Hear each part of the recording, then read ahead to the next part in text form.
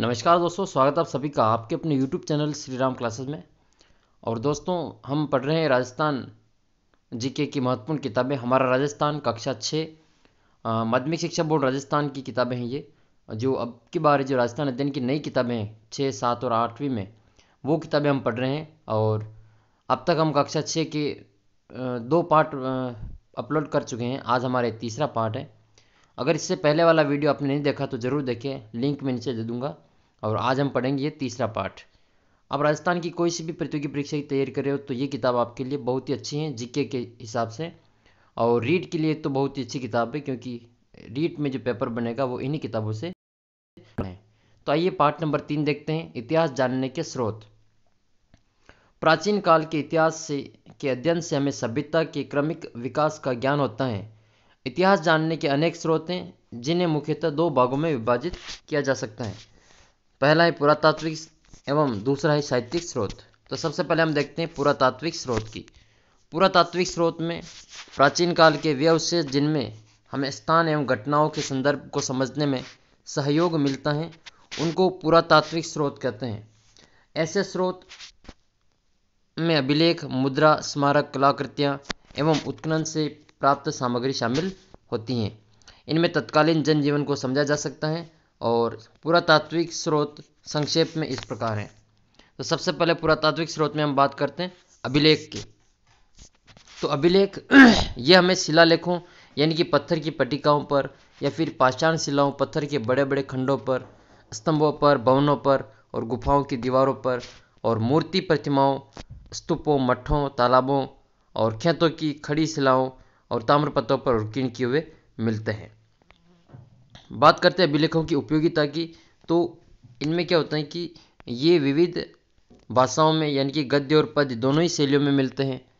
और इन अभिलेखों में शासक और उनके आश्रित लोगों, रानियों, राजकुमारों, सामंतों आदि के नाम और घटनाओं की तिथियां, शासन कार्यों को और आज्ञाओं का उल्लेख मिलता है। साथ ही तत्कालीन सामाजिक, राजनीतिक, धार्मिक, सांस्कृतिक जीवन के बारे में जानकारी भी मिलती है। प्रशंसा में लिखे गए अभिलेख को प्रशस्ति कहा जाता है। जो अभिलेख प्रशंसा में लिखे जाते हैं उनको प्रशस्ति के नाम से जाना जाता है। आइए देख लेते हैं प्रमुख अभिलेख। तो राजस्थान में कौन कौन से अभिलेख हैं? नगरी अभिलेख, कंसवा अभिलेख, घटियाला अभिलेख, नादसा और बरनाला का यूप अभिलेख, सामोलिक अभिलेख आदि राजस्थान की धार्मिक व्यवस्था, यज्ञों व भूमि तथा द्रव्यदान और राजनीतिक सीमाओं की जानकारी प्राप्त होती है। उदाहरण स्वरूप घटियाला अभिलेख प्रतिहारों की और बिजोलिया का जो शिलालेख है वो चौहान इतिहास की जानकारी का महत्वपूर्ण साधन है। चीरवा का शिलालेख रावल रतन सिंह के युग की जानकारी देता है। और बिजोलिया का शिलालेख चौहानों के इतिहास की और घटियाला का जो अभिलेख है वो प्रतिहारों की जानकारी प्रदान करता है।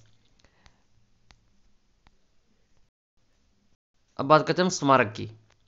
तो स्मारक भी राजस्थान में कई प्रकार के हैं और राजस्थान के विभिन्न स्मारकों में दुर्ग प्रमुख हैं। चित्तौड़गढ़, जालोर, गागरोन, रणथंभौर, आमेर, मेहरानगढ़, तारागढ़, कुंभलगढ़ ये राजस्थान के प्रमुख दुर्ग हैं। इनके अलावा राजप्रसाद, सार्वजनिक भवन, स्नानागार, जनसाधारण के घर, विहार, मठ, चैत्य, स्तूप, मंदिर, समाधि, बावड़ी, कूप आदि भी जो स्मारक हैं। ये हमें तत्कालीन स्थापत्य कला, धार्मिक विश्वास, उपासना पद्धति, मनुष्य की चेतना और समृद्धि का ज्ञान भी करवाते हैं। अब बात करते हैं मुद्राओं की। तो मुद्राओं या सिक्कों, छापों या प्रतीकों से किसी भी काल विशेष की राजनीतिक, धार्मिक और आर्थिक स्थिति का पता चलता है। मुद्राओं पर अंकित चिन्ह, भाषा, लिपि, सन, संवत, नाम सहित धातुओं की शुद्धता और नाप तोल आदि से हमें उस समय की समृद्धि का ज्ञान होता है। सिक्के राज्य व शासन की शक्ति का सूचक भी हैं। जो सिक्के होते हैं वो राज्य की शासन और शक्ति का सूचक भी होते हैं। राजस्थान में ऐसे कई स्थान हैं जैसे आहड़, रेड, बेराठ, रंगमहल और सांबर। इसके अलावा सुखानिया, इनके उत्खनन से जो प्राप्त सिक्के हैं और मुद्राएं हैं, इनसे क्षत्रपो, मालव, चौहान, गुहिल आदि वंशों के काल की राज्य शासन और उनकी अधिकृत सीमा के बारे में जानकारी प्राप्त होती हैं। बात करते हैं बर्तन और कलाकृतियों की। तो उत्खनन से हमें तत्कालीन बर्तन आदि कलाकृतियाँ प्राप्त हुई हैं। कलाकार की में बर्तनों पर चित्रण करते हैं। खंभों पर खुदाई और किवाड़ों और गवाक्ष गोखड़े जो होते हैं उनकी कारीगरी भी देखने में आती है। हमें ऐसे बर्तन भी प्राप्त होते हैं जिनकी बनावट, पॉलिश, रंग आदि उस काल की उत्कृष्ट कला को दर्शाते हैं। राजस्थान के अनेक स्थानों से उत्खनन से प्राप्त मृदभांड, प्याले, रकाबियाँ, धूप पात्र, दीपक आदि से हम पूर्वजों की कला कौशल को सहज ही समझ सकते हैं। राजस्थान में ऐसे कई स्थान हैं जैसे गणेश्वर, नीम का थाना सिक्कर की, ताम्र संस्कृति के अवशेष, जोधपुरा जयपुर की और नोह भरतपुर से काले एवं लाल मृदभांड और प्राप्त प्रस्तर फलक आदि कला कौशल को देखा जा सकता है। अब बात करते हैं हम ताम्रपत्र की। तो तांबे के छोटे बड़े पीतरों को खोदे गए लेखों को ताम्रपत्र कहते हैं। दान्य पुण्य से होने से इन्हें दान पत्र भी कहा जाता है। इनसे हमें शासक, काल, भाषा, पर्व, धर्म, भूमि और भूमि के प्रकार, नापतोल, दान के प्रकार का पता चलता है। अब बात करें साहित्यिक स्रोत की। इतिहास जानने में साहित्य की महत्वपूर्ण भूमिका होती है। संस्कृत, हिंदी, राजस्थानी, उर्दू, फारसी में लिखा गया जो साहित्य होता है वो प्रचुरता के साथ मिलता है।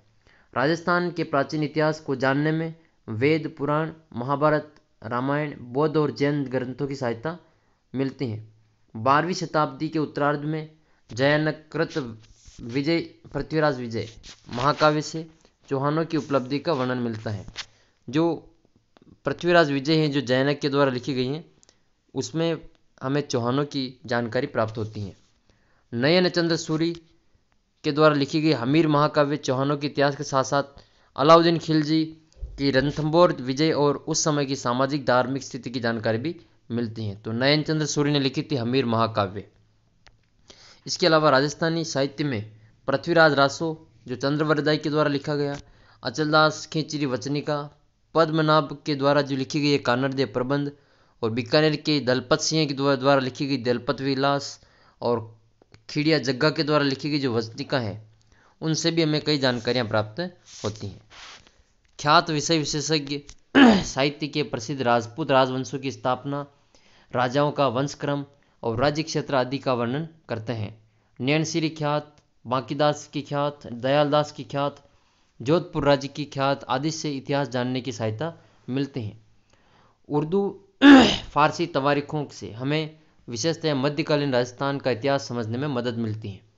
कर्नल जेम्स टोड के द्वारा लिखी गई annals and antiquities of Rajasthan और पश्चिमी भारत की यात्रा और बूंदी के महाकवि सूर्यमल मिश्रण का वंश भास्कर, कविराजा श्यामलदास का वीर विनोद, मारवाड़ राज्य का इतिहास, इसके अलावा गौरीशंकर हीराचंद ओझा के द्वारा लिखित उदयपुर, जोधपुर, सिरोही, डूंगरपुर, बांसवाड़ा, प्रतापगढ़ के इतिहास की जानकारी मिलती है। आप देख सकते हैं ये इतिहासकार है प्रमुख कर्नल जेम्स टोड, महामहोर कविराज श्यामलदास। इनके द्वारा कई साहित्यिक रचनाएं की गई थी जैसे सूर्यमल मिश्रण के द्वारा वंश भास्कर, कविराजा श्यामलदास के द्वारा वीर विनोद और कर्नल जेम्स टोड की annals and antiquities of Rajasthan प्रमुख किताबें हैं। ये अपने आज तीसरा पार्ट देखा। इसके महत्वपूर्ण प्रश्न देखते हैं जिनके उत्तर आपको कमेंट करना है। पहला प्रश्न है वंश भास्कर के लेखक कौन है? बांकीदास, श्यामलदास, सूर्यमल मिश्रण और दयालदास। तो अगर आप ध्यान से जरूर कमेंट करें कि वंश भास्कर के लेखक कौन है। इसके अलावा एक प्रश्न और है कि राजस्थान के किन्हीं 3 दुर्गों के नाम आपको कमेंट करना है। राजस्थान के किन्हीं 3 दुर्गों के नाम कमेंट कीजिए। तो ये राजस्थान का जो तीसरा पार्ट था। अगले वीडियो में हम चौथा पार्ट देखेंगे राजस्थान में प्राचीन सभ्यता स्थल। तो ये इससे पहले मैंने 2 वीडियो अपलोड करके नहीं देखे हो तो आप प्ले लिस्ट में जाकर ये सारे वीडियो देख सकते हैं। लिंक नीचे डिस्क्रिप्शन बॉक्स में मिल जाएगा। जल्दी ही मिलते हैं चौथे पार्ट के साथ। तब तक जय हिंद, जय भारत।